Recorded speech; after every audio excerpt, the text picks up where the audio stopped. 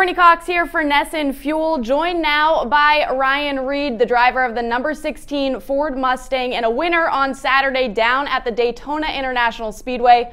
Ryan, thanks so much for taking the time to talk with us. Thanks for having me. Now let's start with last week, a very busy week for you, a very exciting weekend for you. How was the prep leading up to the race on Saturday, and how does it feel to come away a winner? I think Daytona, just because it's the first race of the year and, you know, you've had a couple months off to think about it. There's a little more nerves headed down there. You know, you just haven't been in the race car for a few weeks. And so a ton of preparation goes into it. Goes into the whole season, but when you really want to start the year off right, you really want to have a fast race car going to Daytona to kind of set the tone. And I feel like we really did that. You know, we went down there with a fast race car. Everyone's prepared. Having a lot of the same guys we did last year, it was really, you know, we kicked off right where we needed to and felt like we got back to business and didn't skip a beat. Well, you talk about Daytona. You've had some pretty great success down there. Your last win coming in 2015, so this is your second. What is it about that racetrack that you like so much? I think the biggest thing is that Roush Fenway brings really good race cars down there. You know, right off the bat, when you go down there and you have speed and you know, you're fast in practice, and then, you know, usually we qualify well down there. It gives you a lot of confidence as a driver that you got something that you can work with. But you know, I feel like studied a lot of the plate racing. You know, I grew up watching like Dale Jr. and those guys, and when I was a kid, Dale Jr. was my favorite driver, and obviously he's always killed it at the series speedways. And you know, just really trying to understand it. You know, I study the whole sport week in and week out, and I think that's, as a driver, an area that can really help you get better. And so, you know, I think that the super speedways is just a place that I've taken to quickly, and you know, want to continue to branch out and get better at more and more places and rack up some more wins this year. Well, let's talk about the race in particular. 10 cautions in all, kind of a chaotic scene. How was it being down there and being in the middle of it? It was super chaotic. I don't know why, but it seemed like from the drop of the green flag, everyone was so aggressive. That was honestly probably the most aggressive race I can remember being in. It really surprised me early on, the moves that people were making and kind of the position that people were putting themselves in. And normally, you know, you have kind of a gentleman's agreement almost. You know, everyone's kind of riding, and you can see that people aren't taking chances, and you know, people give you a little more room, and then once you get to about halfway, business picks up. But that wasn't the case from the drop of the green flag. I think that, you know, some format changes have really gave the drivers incentive to you know, stay motivated throughout the race and stay after it. You know, knowing that you're going to have segments where points are awarded at each of those segments throughout the race. You know, I think that there's, you know, something to be had. So you want to stay up front, and you're willing to put yourself in some positions that maybe you wouldn't before to stay up front.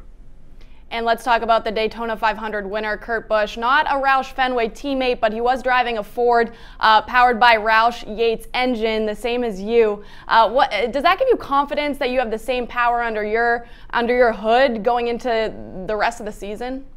Yeah, I mean, those guys at Roush Yates do such an awesome job. You know, they've you know, clearly they've won 251 races now. They told me on Saturday that we were the 250th win for Roush Yates, and that's so cool to be a part of, and to add a couple of those wins to their resume, along with a list of unbelievable drivers that, you know, I never thought I'd be honored to share a list with. Those guys, those motors, the engine program, they put so much hard work. They're so passionate about what they do. So they bring strong pieces, and then it held together long enough for a burnout at the end. And you know, just those guys, I can't say enough about them, because we've been able to win 2 of the speedway races together. I think that as a driver, if I'm fortunate enough to win 1 speedway race, that I'd be really proud. But to win 2, you know that you have some strong horsepower under the hood. And speaking of your car is sponsored by Lilly Diabetes, a disease that you've battled for a long time now. What's it like to be able to be an advocate for other kids even younger than you that battle the same disease, and to make a difference in their lives? It means a lot. After being diagnosed and told I'd never race again, just to be back in a race car, I feel so blessed. But then, you know, to have shared my story with the world and using the racing as a platform, and to partner with Lilly Diabetes, and see the acceptance of it from the diabetes community. It's been huge the last couple of years. And then after my first win, I had some people come to me and tell me what that win meant to them and how special it was for them to see someone with diabetes, living with diabetes, stand in victory lane and tell their story and not let diabetes hold them back. That meant a lot to a lot of people.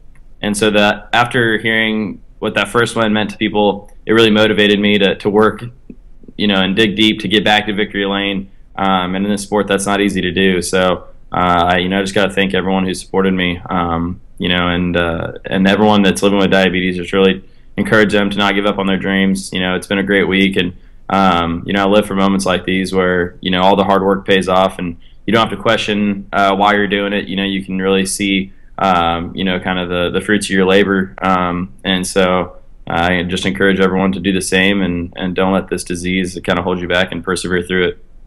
Well, lastly, I need to talk some football with you. You were very vocal about the Super Bowl on your Twitter account. Then I saw that you were down in Florida for the college football championship game. Who do you have in both of those games, and is that a sport that you're really into? Is there anything else?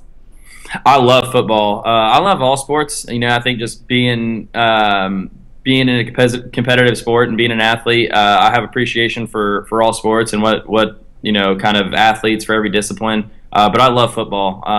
So I'm actually a Dallas Cowboys fan. So they weren't a part of either of those games. I was really hoping they'd be part of the Super Bowl, and I thought they had a good shot. But went down to the national championship game, and that was such a cool experience. Some of my good friends are huge Alabama fans, so I wasn't sure if I was going to be an Alabama fan and cheer for their team and hope that I saw them do good, and or kind of be devil's advocate and hope they lose, so that way I could give my friends a hard time. But it was such a great game and so fun. The atmosphere was so cool. So many kids down there having a great time, really cheering on their schools and having a lot of pride. And that to me is what sports is all about. So it was a great game, and if you didn't watch it, you missed out on a good one because that was a nail biter.